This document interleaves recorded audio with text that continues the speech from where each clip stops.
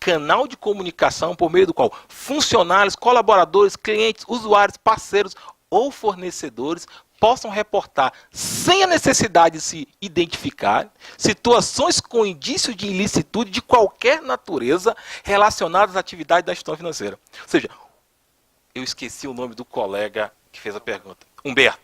Alberto, do ponto de vista para as instituições financeiras, o regulador disciplinou o tema.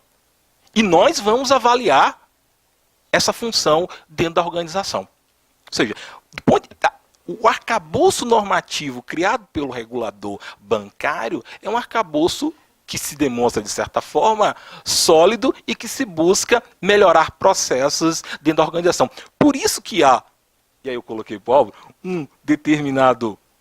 uma completude entre a regulação do CMNE, a regulação do Banco Central, e o programa de integridade da 13303, ou o programa de integridade disciplinado pela CGU nos seus manuais. Né? Outro ponto, compliance. O Alexandre, quando o professor Juarez estava falando, o Alexandre falou, opa, e a 4595? A presença do compliance. Eu vou fazer compliance, Ailton? Ou foi mais ou menos isso, né? Eu vou fazer compliance e digo, não, calma. O que ele está falando, eu brinco aqui, jamais, vírgula. É evidente que o preparo do advogado está aberto para liderar áreas de compliance, mas o compliance de uma organização é bem amplo. Você tem vários processos na área de crédito, na área de risco de mercado, de liquidez, que faz parte tudo do ambiente de compliance.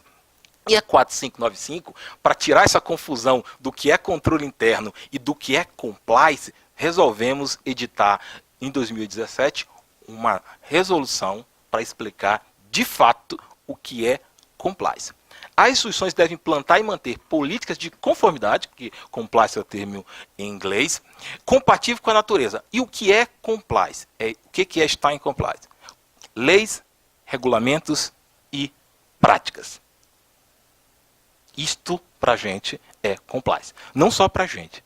Para a teoria do controle, isso é compliance. A gente deveria começar, e ontem mesmo eu estava pensando em escrever, eu estava falando com um colega, escrever um artigo acerca de definir o que é controles internos, o que é compliance, o que é ambiente de controle, porque tem o que é integridade, porque muitas vezes a interpretação, o senso comum leva tudo muito próximo para a mesma coisa, o que é gestão de risco, para que a gente possa, de fato, discutir teoricamente os conceitos. Né?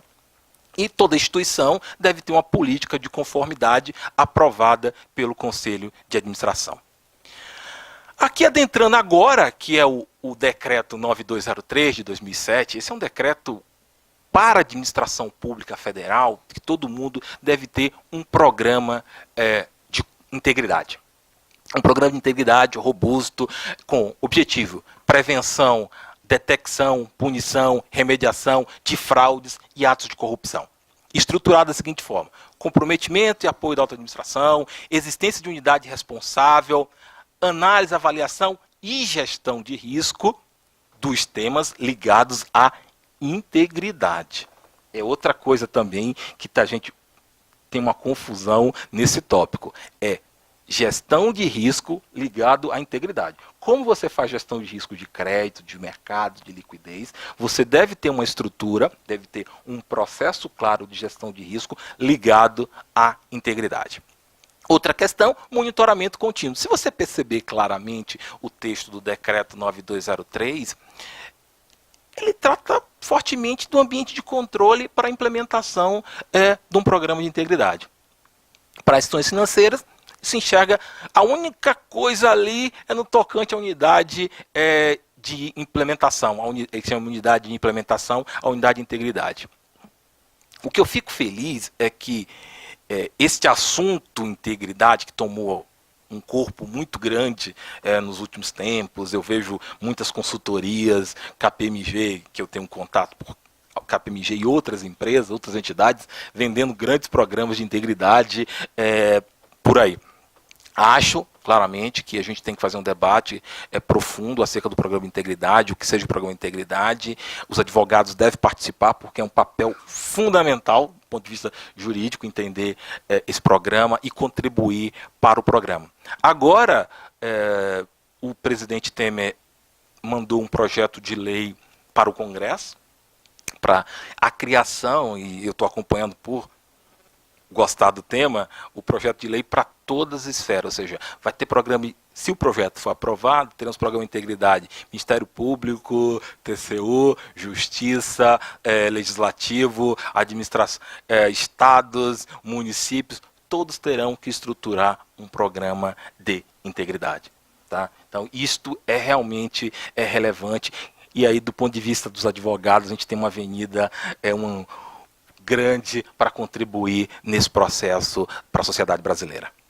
E, seguindo, áreas de atuação da Procuradoria, que foi a pergunta. Como o advogado pode contribuir? Eu não tenho dúvida, e olhando o decreto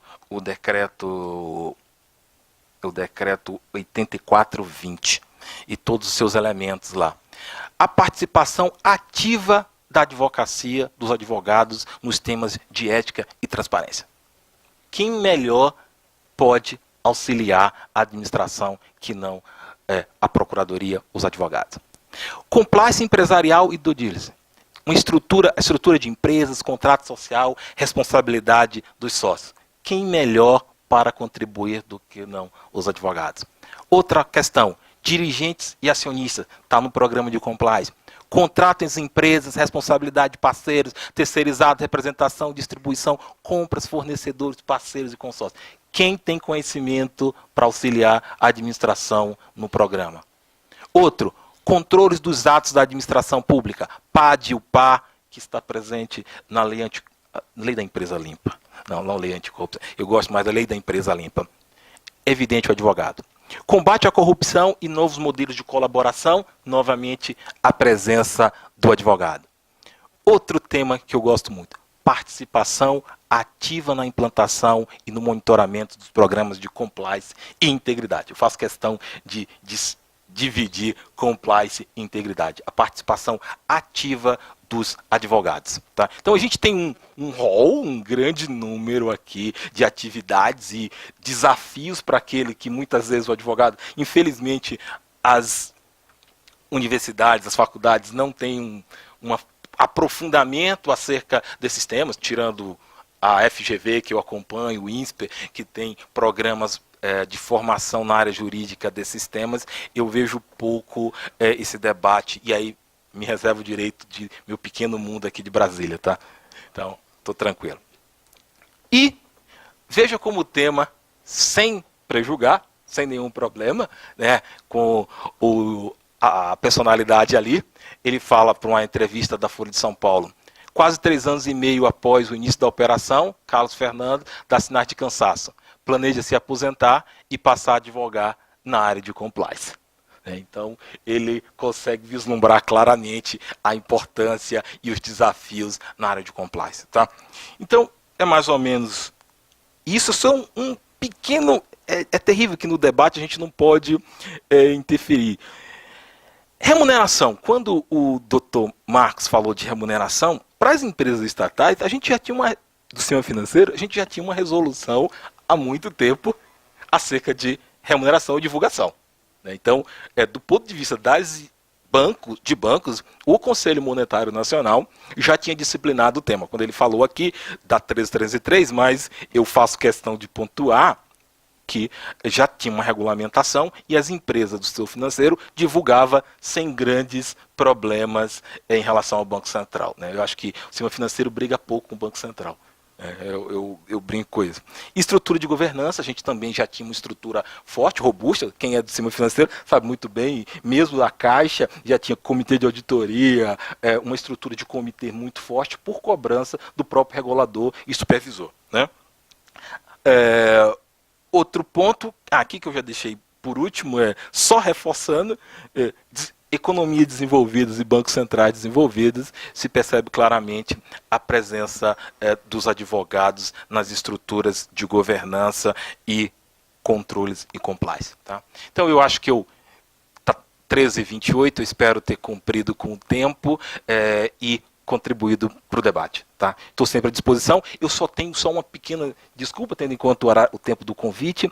Eu não li o relatório de avaliação de integridade da Caixa, que eu gostaria de ler, para ver como é que está o processo de integridade da Caixa, porque é público, para que a gente pudesse debater novamente, aqui colocando o caso do professor Juarez, casos práticos, porque eu gosto muito das discussões de casos práticos. Tá? Muito obrigado a todos.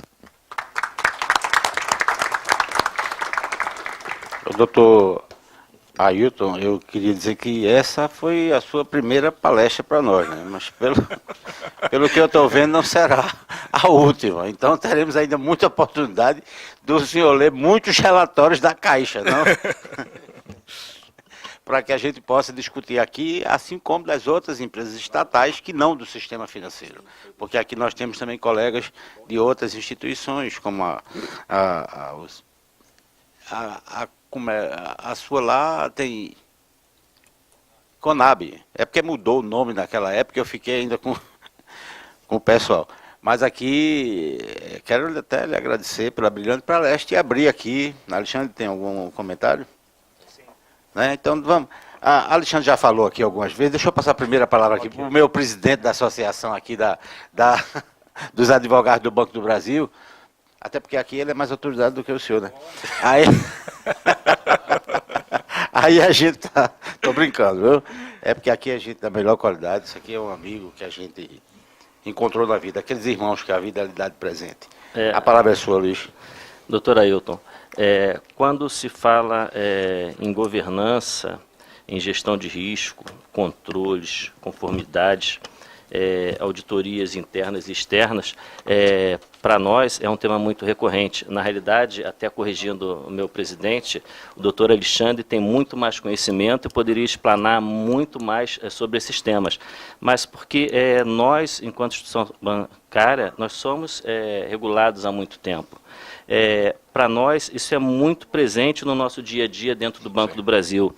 E, às vezes, nós temos que falar para a área negocial que você não pode fazer isso. Porque tem vezes que não dá para falar nem que você pode fazer desta forma. E nós não colocamos a culpa no doutor Ailton, né? É o Banco Central que não deixa, eu vou falar o seu termo técnico, o CNME. Então, assim, e nós enfrentamos e conhecemos isso no dia a dia, essa regulação. E o que a gente vê enquanto advogado, e até como o senso comum, a nossa atuação, ela se dá e deve se destacar, porque nós estamos sujeitos a uma interferência política descapacitada por certas vezes. É claro que nós sempre teremos, por sermos estatais, uma interferência política, as indicações serão políticas, mas não podemos ficar sujeitos a interferência política descapacitada. Como eu falei para o professor Juarez, na realidade, até em se ampliando, aquela avaliação que se poderia ser estendida e ter efeito vinculante, sim, para que nós não tivéssemos dirigentes descapacitados que impõem algumas dificuldades para as estatais. E foi essa descapacitação que levou a tanto escândalo que nós vimos, a despeito de termos um sistema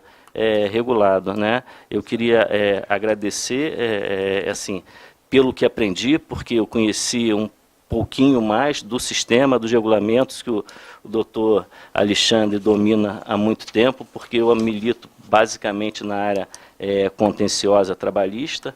Então, alguns assuntos de regulação não passam por mim.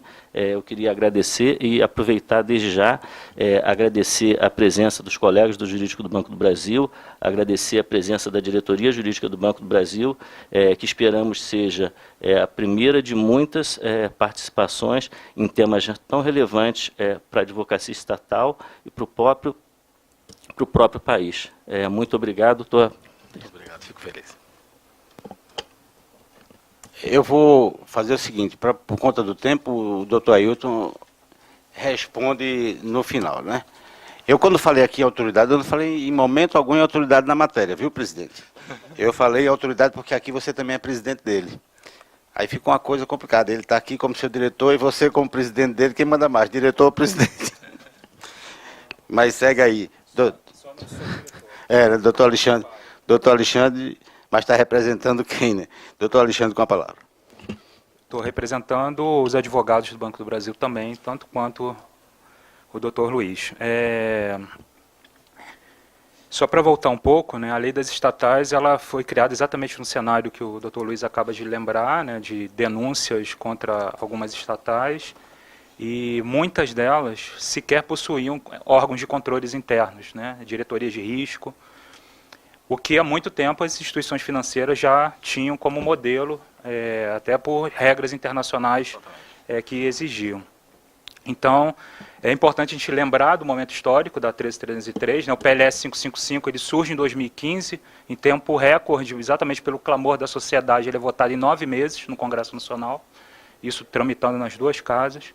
Então é importante a gente reportar esse momento histórico da 13303, e muito do que está na 13303 é modelo, sim, do que as instituições financeiras praticavam em virtude das regras do CMN. E Caixa Econômica e Banco do Brasil foram modelos, inclusive, escolhidos pelo Congresso Nacional nas audiências públicas, participamos dessas audiências públicas, sentamos à mesa com os senadores e fomos ouvidos para dizer qual o modelo adotado em termos de governança.